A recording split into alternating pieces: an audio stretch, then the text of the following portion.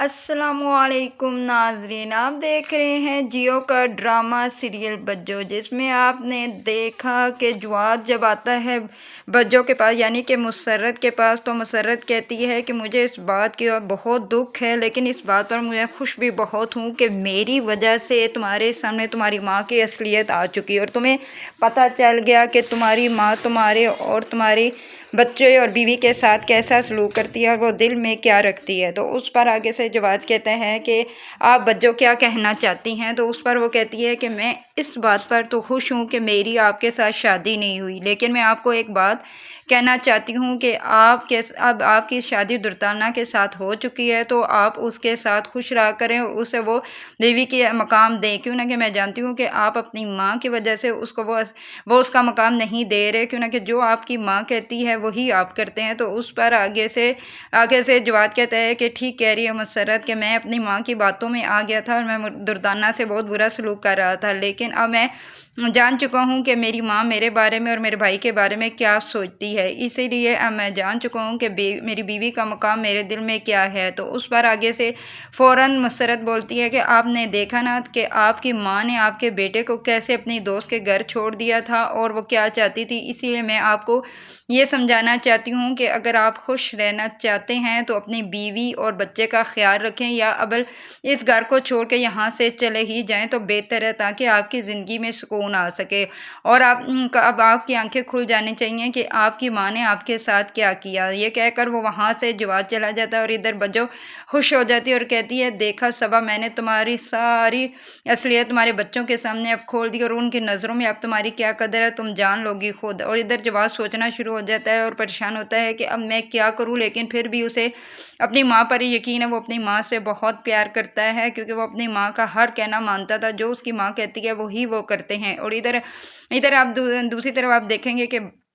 دوسری طرف درتانہ جاتی ہے بشریٰ کے کمرے میں اور اسے کہتی ہے کہ میں بہت پریشان ہوں، جو میں جواد کو کہتی ہوں لیکن آگے سے جواد کچھ بھی نہیں سنتے اور نہ ہی کوئی جواب دیتے، مجھے لگتا ہے کہ وہ بہت پریشان ہے اپنی ماں کی لیے۔ اور یہی بات بشریٰ کہتی ہے کہ میں بھی فواد سے بہت ساری باتیں کرتی ہوں اور ہر چیز اسے کہتی ہوں، لیکن وہ آگے سے کوئی جواب نہیں دیتے، بس چپ اور خاموش رہتے ہیں، کیوں نہ کہ انہیں بہت زیادہ گہرا صدمہ ملا ہے کہ اپنی ماں کے بارے میں وہ لوگ کیا کرتے تھے، وہ حد سے زیادہ اپنی ماں سے پیار کرتے تھے، ہر وہ بات اپنی ماں کی مانتے تھے، لیکن جب ان کی ماں کی اصلیت ان کے سامنے آئی تو انہیں بہت دکھ ہوا کہ ان کی ماں اپنے بچوں کے بارے میں کیا سوچتی ہے۔ اور آگے سے درتانہ کہتی ہے یہی بات بشریٰ میں تمہیں سمجھانا چاہتی ہوں کہ ہمیں اس بارے میں کچھ سوچنا پڑے گا۔ تو وہ کہتی ہے کہ ٹھیک ہے، جو بھی ہوگا ہم دیکھتے ہیں اب ہمیں کیا کرنا چاہیے۔ اور ادھر آپ دیکھیں گے کہ صبا ابھی بھی اپنی اکڑ میں ہے، اسے کوئی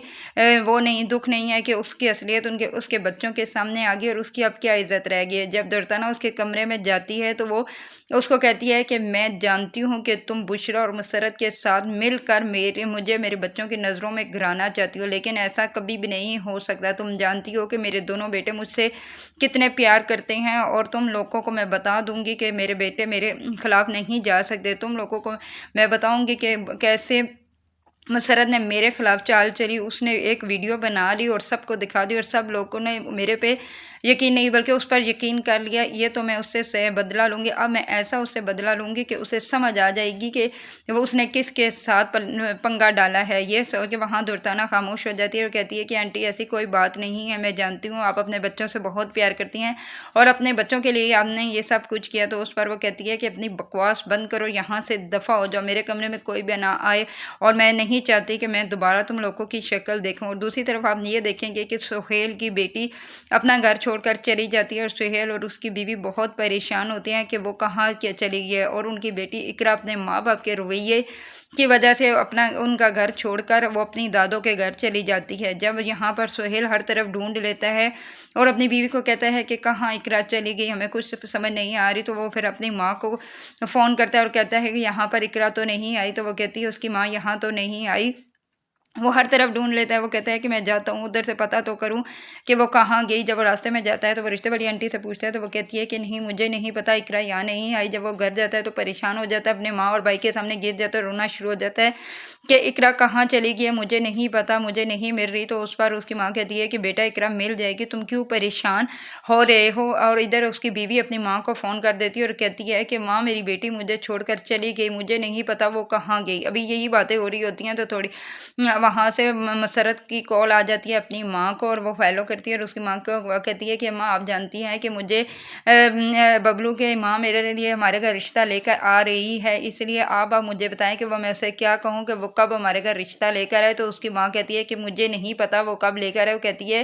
کیوں آپ ایسی باتیں کیوں کر رہی ہیں؟ تو پھر وہ بتاتی ہے کہ تم جانتی ہو کہ سہیل کی بیٹی گم ہو گئی ہے، وہ ابھی تک گھر واپس نہیں آئی، پتہ نہیں کہاں گئی، صبح اسکول گئی ہے تو واپس نہیں آئی۔ تو اس بار